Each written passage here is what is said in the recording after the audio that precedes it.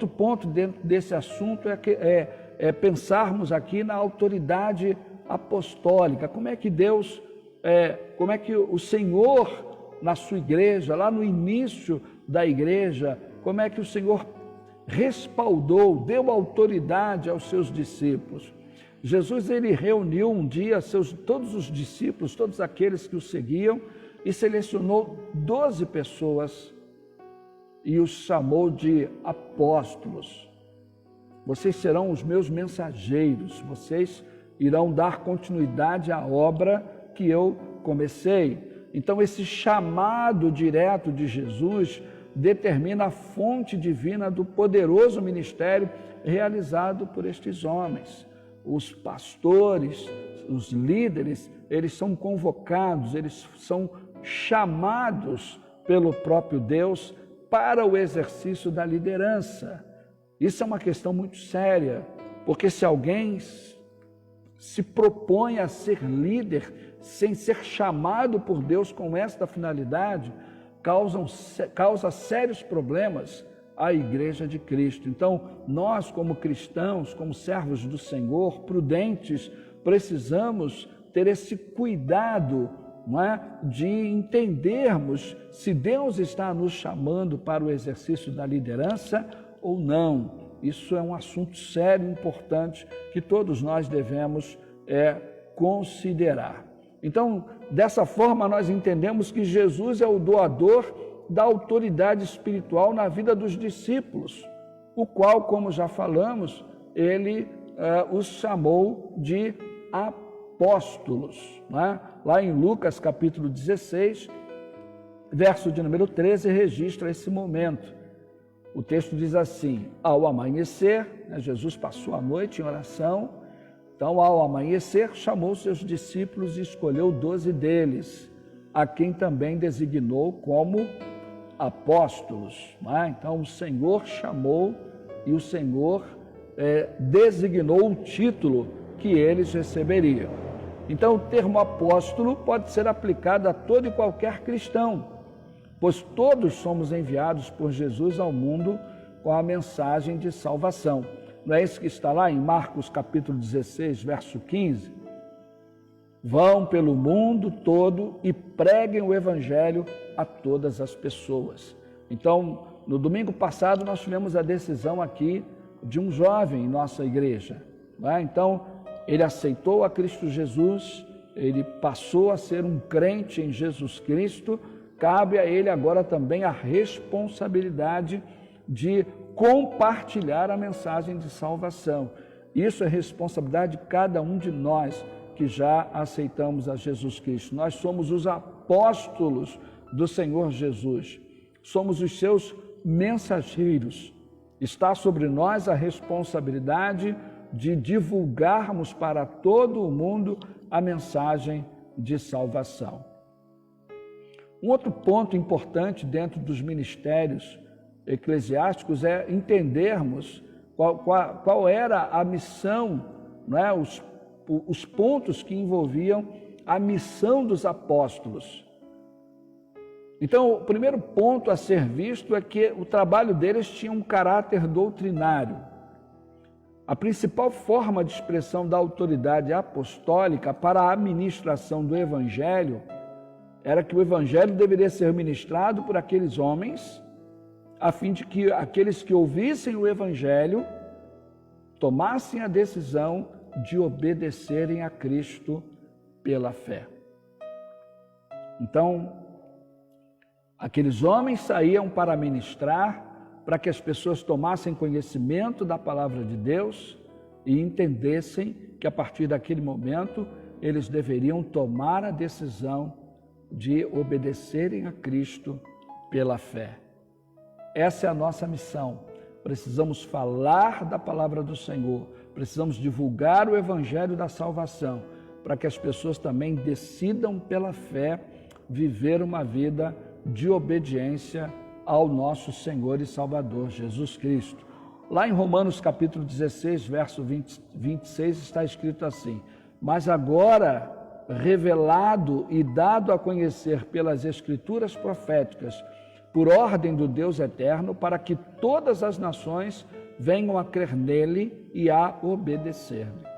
Então, para você que já é um servo do Senhor, quando você ouviu a mensagem de salvação e aceitou a Jesus Cristo e submeteu-se ao batismo e integrou-se à congregação do Senhor, você foi chamado para obedecer a Cristo pela fé.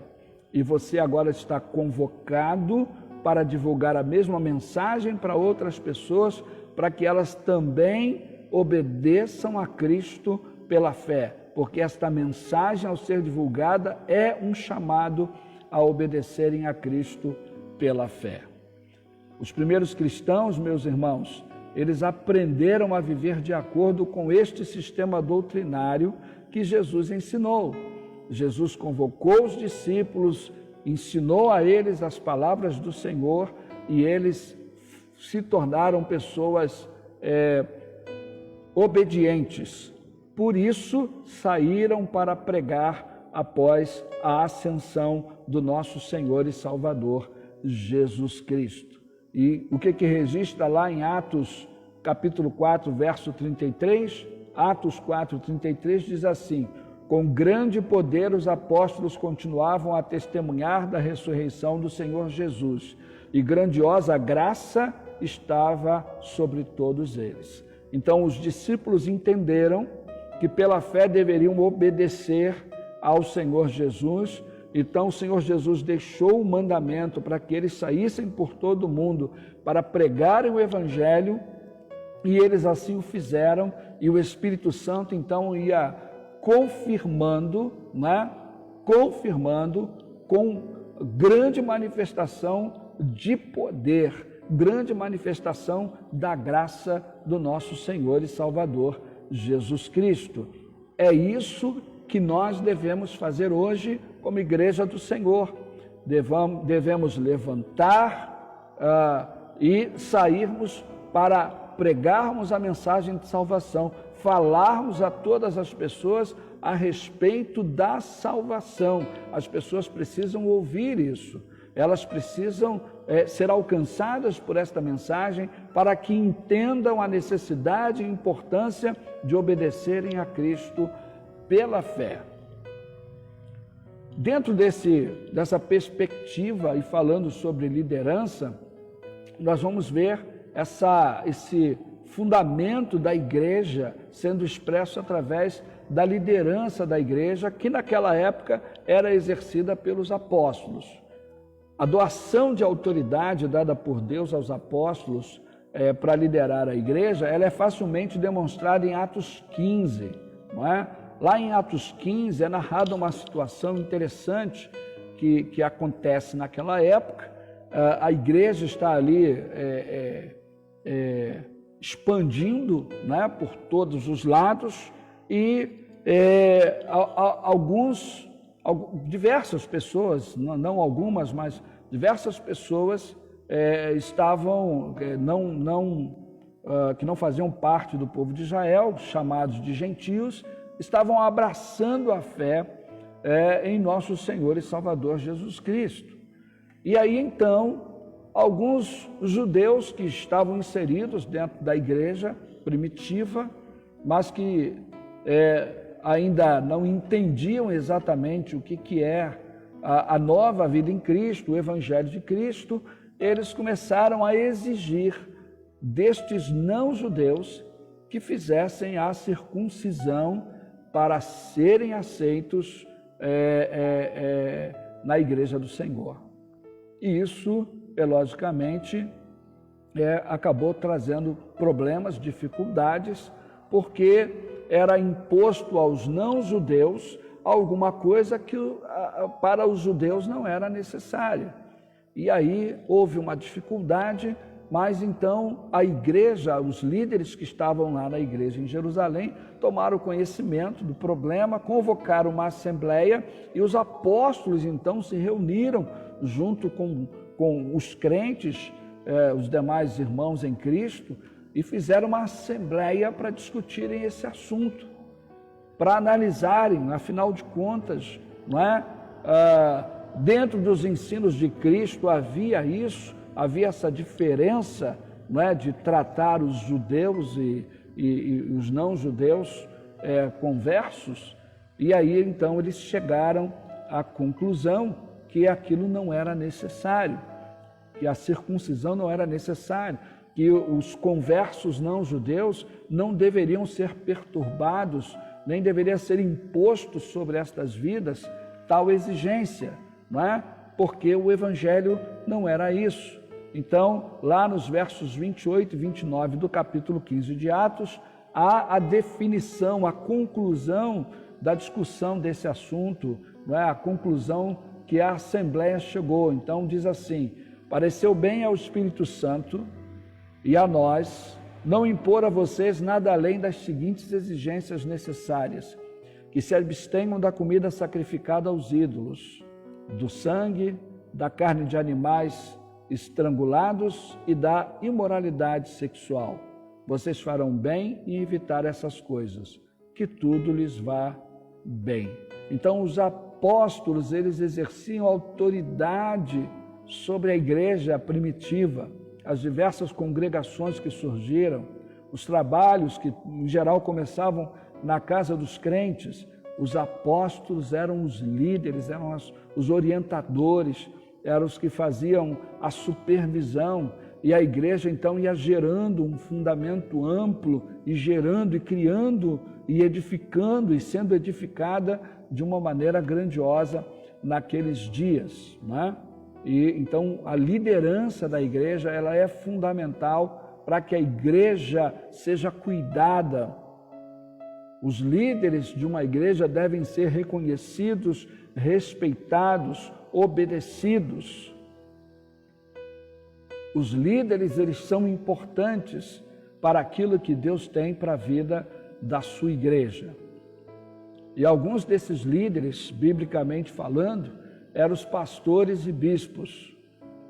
E os pastores e bispos, eles tinham papéis definidos, né? Similares em algumas coisas, mas tinham papéis. Os pastores ou anciãos, né? que são traduzido como presbíteros, são funções de autoridade na Igreja de Cristo. Devem guiar e liderar o rebanho pela instrução na palavra da verdade e servir como exemplo de fidelidade a Deus para os demais cristãos. Então, os líderes devem exercer a autoridade fundamentados na palavra de Deus, não é? Deve conduzir o rebanho de acordo com a palavra de Deus e, acima de tudo, com uma vida de exemplo. Então, Hebreus capítulo 13, verso 7, relembrando, diz assim: lembrem-se dos seus líderes, que lhes falaram a palavra de Deus. Observem bem o resultado da vida que tiveram e imitem a sua fé. Não é? Então, o papel do pastor é alimentar o rebanho de Cristo com a palavra de Deus. O pastor não prega na igreja porque todo culto tem que ter uma pregação, não. É a função pastoral necessária à vida da igreja trazer o ensino da palavra de Deus. E cada membro da igreja deve estar com o coração aberto para receber em suas reuniões o ensino da palavra do Senhor, necessário ao nosso crescimento espiritual. Os líderes da igreja não podem ser neófitos ou novos na fé, não é? Essa palavra neófito significa novo, recém-plantado, refere-se a uma pessoa recentemente convertida, não é? Refere-se a uma pessoa recentemente convertida. Os líderes também devem ser pessoas que tenham autoridade moral. O Senhor escolhe homens e mulheres para pastorear o rebanho de Cristo. Lá em Atos capítulo 20, versos 28, diz assim: cuidem de vocês mesmos e de todo o rebanho sobre o qual o Espírito Santo os colocou como bispos para pastorearem a igreja de Deus, que ele comprou com o seu próprio sangue. Então a igreja do Senhor foi comprada com o próprio sangue que foi derramado na cruz. Então os pastores, os líderes devem cuidar da igreja do Senhor com carinho, com zelo e com temor, porque a igreja foi comprada a preço de sangue. Cabe aos pastores o cuidado, né? Então, para que existe o pastor da igreja? A função pastoral consiste em velar, cuidar e nutrir, ou seja, alimentar com a palavra. Esse cuidado era compartilhado com os anciãos, que tinham a tarefa de pastorear o rebanho de Deus para o seu aperfeiçoamento, não é? Para isso, os líderes existem, para ajudar a cuidarem do rebanho do Senhor, ajudarem o pastor no cuidado para com o rebanho. O pastoreio é um dos serviços mais nobres do reino de Deus, mas sobre os pastores pesa a grande responsabilidade de ter cuidado dos membros da igreja, isto é, orientá-los em sua expressão de fé e testemunho. Por essa razão, o trabalho pastoral está em estreita relação com a atividade de vigilância pela qualidade de vida das ovelhas sob o seu cuidado. Mais uma vez eu repito, como é importante que cada membro da igreja se deixe pastorear pelo seu pastor. Não importa quem seja essa pessoa, ele foi levantado por Deus e isso importa, ele foi levantado por Deus para esse cuidado sobre a vida de cada pessoa. Portanto, aquele que não se deixa pastorear está sofrendo um prejuízo espiritual e provavelmente vai sofrer outros prejuízos na vida porque não conseguiu valorizar e nem reconhecer algo, né, uma determinação de Deus para o seu próprio bem, para o seu próprio bem. Então é importante que nós, como membros de uma igreja, estejamos pensando nesses pontos, nesses ensinos da palavra do Senhor. Mais uma vez, lembrando Hebreus 13, capítulo 13, obedeçam os seus líderes e submetam-se à autoridade deles. Eles cuidam de vocês como quem deve prestar contas. Obedeçam-lhes para que o trabalho deles seja uma alegria e não um peso, pois isso não seria proveitoso para vocês. Queridos, no exercício da autoridade pastoral, muitas vezes haverá necessidade de corrigir e exortar a igreja ou os seus membros, conduzindo-os a permanecer puros em submissão à ordenação de Deus, de acordo com o que está lá em 1 Coríntios capítulo 5, verso 8. 1 Coríntios capítulo 5, verso 8 diz: por isso celebremos a festa não com o fermento velho, nem com o fermento da maldade e da perversidade, mas com os pães sem fermento da sinceridade e da verdade. Então o pastor, ele tem essa responsabilidade. Ele observa um irmão que não está bem, que não está frutificando, que não está vivendo uma vida plena, e o papel dele é cuidar, é chamar aquele irmão, é conversar, exortar, se houver a necessidade de advertir, de disciplinar, isso deve ser encarado, enxergado como algo que Deus estabelece, porque aquela vida precisa ser recuperada. Ser recuperado, muitas vezes o tratamento é difícil para ser recuperado de alguma enfermidade, quanto mais das questões espirituais. Então, muitas vezes o pastor vai ter que exercer essa disciplina ou trazer as questões para a igreja, para que a igreja faça prevalecer o que demanda a palavra do Senhor a nível de disciplina. E o objetivo dessa disciplina é conduzir o pecador ao arrependimento, é reconquistar ou restaurar o irmão que pecou e promover no coração dele o desejo de mudar. Então isso é importante. Disciplina é um ato de amor, não é? Por isso que nós disciplinamos os nossos filhos. Lá em Mateus 18,15 diz: se o seu irmão pecar contra você, vá e a sós com ele, mostre-lhe o erro. Se ele o ouvir, você ganhou o seu irmão, não é? Mas se ele não ouvir, não é? Tente novamente, como diz o texto, chama mais alguém e vá. Se ele não ouvir vocês, agora vá para a liderança da igreja, comunica o fato para que a liderança possa intervir, mediar aquela restauração. Mas se em última análise aquela pessoa não quiser se submeter à exortação, ele terá que ser disciplinado. E isso faz parte do processo de tratamento e de recuperação de uma vida espiritualmente falando.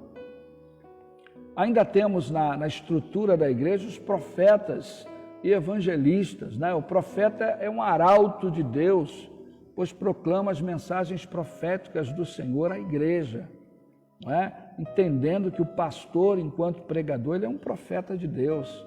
Ah, pastor, mas ele está lendo a Bíblia e reproduzindo o que está na palavra de Deus. Sim, é isso aí, ele é o profeta de Deus. Ele está trazendo o conhecimento da palavra de Deus. Por que a palavra de Deus tem que ser pregada, tem que ser ensinada, lembrada? Leiam lá o livro de Ezequiel. Quantas vezes Deus usou Ezequiel para repetir a mesma mensagem para o povo? Por que será que Deus fez isso? Certamente é porque o povo esquecia. E Deus queria manter o povo com a memória fresca a respeito da sua vontade, né, e das possíveis consequências da insistência numa vida distante da presença do Senhor. Então, quem sabe, né, verdadeiramente Deus sabe o que faz, e por isso o pastor não deixa de ser um profeta diferente do profeta do Velho Testamento, não é? Porque ele lê a Bíblia e transmite o que está na palavra, não é? A palavra se renova. Um mesmo texto pregado diversas vezes trará certamente nuances e ângulos diferentes dos ensinos contidos naquele texto para o conhecimento da igreja. Então, o pastor é um profeta, sim, de Deus, e ele tem esse papel de estar falando da palavra do Senhor para o povo do Senhor. Então, essa atividade profética, ela é movida pelo Espírito Santo. Lá em 2 Pedro, capítulo 1, verso 21, está escrito: pois jamais a profecia teve origem na vontade humana, mas homens falaram da parte de Deus, impelidos pelo Espírito Santo. Então, tudo que o pastor fala, por mais que ele pegue a Bíblia, releia aquele texto que todo mundo já conhece, o Espírito Santo está por trás daquilo, trabalhando vidas e corações de acordo com os propósitos santos do Senhor.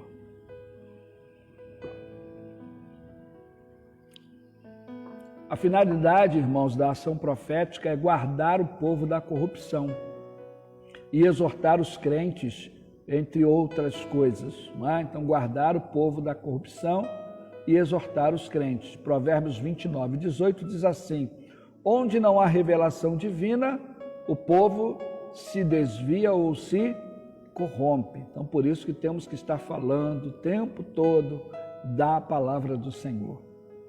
Porque é dessa forma que o povo não vai se desviar dos caminhos do Senhor.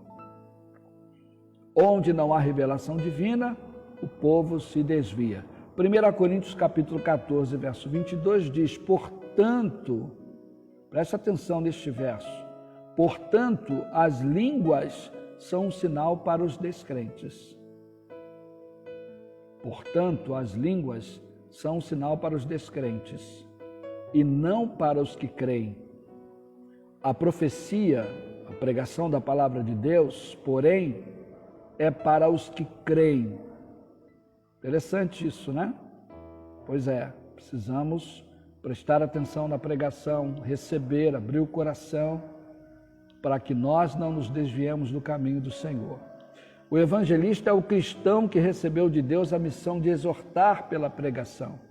Esta atividade está ligada intimamente à missão evangelizadora da igreja, né? Então, o evangelista muitas vezes é aquele que leva o nome de missionário, né? É o que sai para pregar o evangelho às pessoas em tantos outros lugares. Por último, queridos, nós queremos fechar aqui falando sobre doutores e mestres. Dentre as atividades da liderança eclesiástica, a educação cristã ganha proeminência. Lá em Atos 18:11 diz assim: assim Paulo ficou ali durante 1 ano e meio, ensinando-lhes a palavra de Deus. O ensino da palavra de Deus, portanto, é imprescindível para o crescimento e amadurecimento da Igreja de Cristo. Colossenses capítulo 1, verso 28 diz assim: nós o proclamamos, advertindo e ensinando a cada um com toda a sabedoria, a fim de que apresentemos todo homem perfeito em Cristo. Qual é a maneira da igreja ser aperfeiçoada? Através do ensino da palavra. Como você vai crescer espiritualmente? Através do ensino da palavra. Por isso devemos valorizar a escola dominical, devemos valorizar o momento do ensino da palavra de Deus nos cultos, porque são esses ensinos que trarão o nosso aperfeiçoamento, que tornarão a igreja madura, que fará com que a igreja cresça espiritualmente. Como isso é importante. Por meio dos mestres e doutores, Deus doutrina, Deus corrige, Deus disciplina e repreende a sua amada igreja. Então, sob a tutela da autoridade e poder do Espírito Santo, o ensino deve nutrir os cristãos, preparando-os para frutificar, fortalecendo-os para não serem enganados pelas falsas doutrinas. Nós estamos vivendo um tempo, não é, em que os falsos mestres estão se revelando e por isso devemos ser prudentes no ensino da palavra do Senhor, no estudo da palavra do Senhor, e precisamos ser pessoas interessadas em ouvir os ensinos da palavra do Senhor que vêm dos lábios dos líderes que Deus levantou com essa finalidade. Não é? Você tem uma igreja, ouça a voz do seu pastor. Ele é profeta de Deus sobre sua vida. Ouça os líderes da sua igreja, o professor da sua classe de escola bíblica dominical. Eles são pessoas que foram habilitadas por Deus para o ensino da sua palavra. Nós vamos ficar por aqui, encerramos este assunto importante e na quarta-feira que vem, se Deus quiser, nós estaremos juntos mais uma vez às 19 horas para partilharmos um pouco mais da palavra do Senhor com os irmãos queridos da Primeira Igreja Batista de Olaria e com aqueles amigos que aparecem, não é, nesses nossos encontros semanais. Fica aqui o nosso muito obrigado a todos que estiveram conosco. Nós vamos orar, lembrando das pessoas que estão precisando da nossa intercessão, porque estão com problemas de saúde. E eu volto a lembrar aqui, vamos orar pela irmã Anne, vamos orar pela irmã Esperança, né? São duas pessoas que hoje precisam, estão travando uma luta séria, uma luta grave com o câncer, e as nossas orações poderão fazer diferença em favor da recuperação, da vitória sobre a vida dessas duas pessoas. Vamos estar orando pela irmã Vera, pela irmã Isabel, né? Elas estão aí lutando contra o Covid, né? A irmã Jaqueline, o esposo dela, o Jairo, né? Estão administrando essa questão do Covid, graças a Deus, todos estão com sintomas leves e vamos estar orando pelos demais irmãos entre nós que estão enfermos também. Nós vamos colocar essas vidas neste momento nas mãos do Senhor nosso Deus e estaremos findando com essa oração o nosso encontro de hoje. Vamos orar? Amado Deus, muito obrigado pelo estudo da Tua Palavra. Que o Teu Espírito, que é aquele que ratifica a obra da igreja e os ministérios que o Senhor mesmo determinou, possa usar esse tempo e tudo que foi aqui ministrado para consolidar no coração do Teu povo e de todos quantos estiverem ao alcance desse vídeo, a fim de que cresçam espiritualmente, sejam edificados e possam despertar para a importância da vida da igreja, para a importância dos líderes que o Senhor tem levantado para cuidar da tua igreja, para a importância do estudo da palavra do Senhor e da disposição de cada coração de se deixarem apacentar pelos seus líderes, porque tudo foi feito, tudo foi designado e planejado pelo Senhor para que a tua igreja seja uma igreja saudável. O teu povo seja um povo saudável, um povo poderoso em obras. E tudo isso passa pelo entendimento de cada pessoa que compõe o corpo de Cristo. Então ajuda o teu povo nesta compreensão e nesses dias de trevas, de lutas, de profundas transformações que sinalizam a volta do nosso Senhor e Salvador Jesus Cristo, que o teu povo possa dobrar-se ao ensino da tua palavra, submetendo-se à autoridade, Pai Santo, daqueles que o Senhor levantou para cuidar deles, a fim de que a tua igreja experimente o melhor do Senhor nesses dias de grande interrogação. Pedimos por aqueles que estão enfermos entre nós, que o Senhor tenha uma intervenção extraordinária, espetacular, poderosa na vida de todos que estão enfermos entre nós, aqueles que citamos e aqueles que não citamos, que o Senhor bem conhece, que todos sejam visitados pelo Senhor e essas enfermidades sejam repreendidas no nome de Jesus e haja cura, e haja restauração, e haja testemunho do poder do Senhor nessas vidas, para que outras vidas sejam alcançadas por estas palavras poderosas, ó Deus querido, e possam reconhecer-te como único e verdadeiro Deus e a Jesus Cristo como teu Filho amado e Senhor e Salvador de cada um de nós. Muito obrigado por essa oportunidade, que o Senhor nos conceda uma noite de paz, um bom repouso, e que o restante desta semana seja abençoado por ti.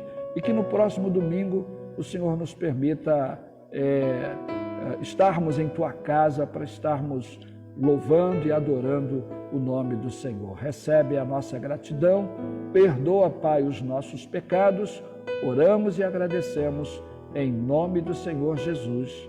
Amém. Deus abençoe a todos, um forte abraço, graça e paz.